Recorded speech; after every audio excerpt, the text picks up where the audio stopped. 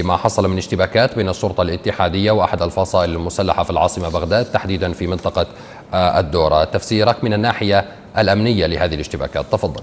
حقيقة هناك فصائل مسلحة كثيرة استولت على الكثير من هذه المناطق، الكثير من البساتين والأراضي الزراعية منذ سنين طويلة بحجة أنها تنتمي إلى شخصيات من النظام السابق.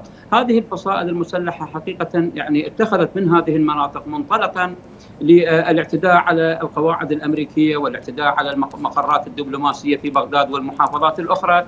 كذلك انطلقت منها بعض المجاميع الإرهابية القيام بعملية اغتيال لشخصيات معينة كما حدث مع اغتيال هشام الهاشمي رحمه الله.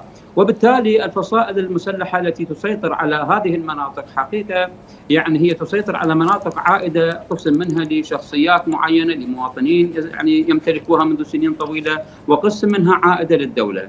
اليوم الشرطة الاتحادية حقيقة هاجمت بعض هذه المقرات الذي تستولي عليها هذه الفصائل والتي استخدمتها مصانع للأسلحة وذخائر للأسلحة والاعتداء.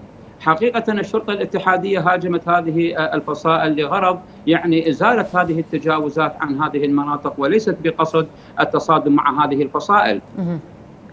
المؤشر حقيقة والواضح في هذا الموضوع، وهي كالدروس التي تستنبط عادة من حالات من هذا النوع، أنه هذه الفصائل حقيقة لا تخضع لإرادة الدولة، هي تعمل خارج إرادة الدولة ولا تخضع لأوامر الدولة. وبالتالي هذا الموضوع حقيقة يشكل تحدي كبير أمام الحكومة العراقية. وأحد الشروط التي فرضت لتشكيل الحكومة العراقية الحالية هو سحب هذه الفصائل المسلحة من المحافظات والذهاب إلى مناطق أخرى بعيدة عن المناطق السكنية. لكن للأسف يبدو الحكومة العراقية عاجزة عن تنفيذ هذا القرار، لأن هذه الفصائل المسلحة حقيقة متمسكة بمصالحها الحزبية ومتمسكة بمصالحها الشخصية لقادة هذه الفصائل.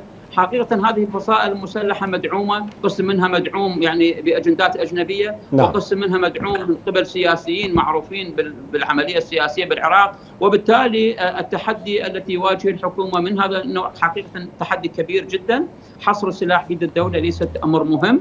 على السيد السوداني أن يعي حجم هذا التحدي الكبير ويعمل على مواجهة هذه الفصائل المسلحة مواجهة حقيقية، ويعمل على حصر السلاح بيد الدولة وسحب كل هذه الفصائل المسلحة خارج المناطق السكنية، خارج المحافظات أصلا. لأنه وجود هذه الفصائل داخل المحافظات حقيقة يفسد العملية الأمنية بالكامل.